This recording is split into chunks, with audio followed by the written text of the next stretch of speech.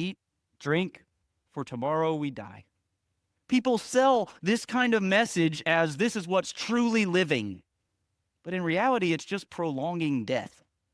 It's trying to enjoy something for the moment, but something that has no purpose, really, no eternal meaning. It doesn't matter, just eat, drink, tomorrow you die, it's gone.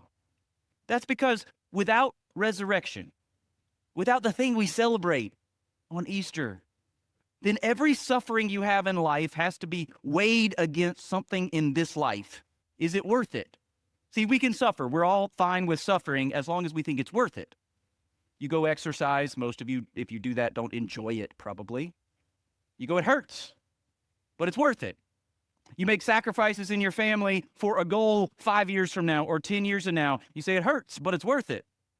See, we weigh sufferings against whether it's worth it. That's how we function all the time. Without resurrection, you have to weigh your sufferings against the things in this life. And at the end of the day, that equation always ends in misery. Because we all know, whether we like to admit it or not, you face death eventually. You might eat, drink, enjoy your time, but at some point, there's sufferings that aren't worth it for what happens in this life. And Paul tells them, by the way, this is how it's always been. Verse 13, maybe this quote doesn't strike us the same way that it would them because they would have known what he was quoting.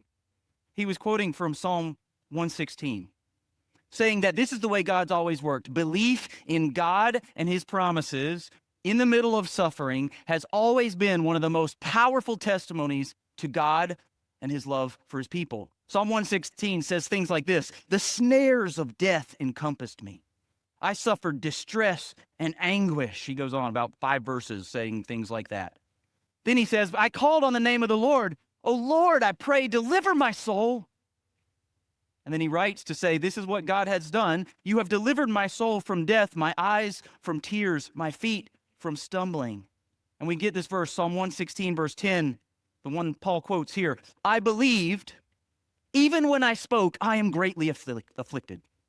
Even when I said, this is too much, the affliction is awful, I still believed. I still had hope.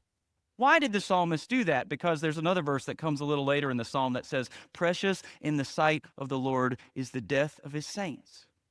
Before Jesus came, the psalmist wrote this saying, the resurrection gives me the power, the ability, the strength to say, I believe in God's goodness even when I suffer.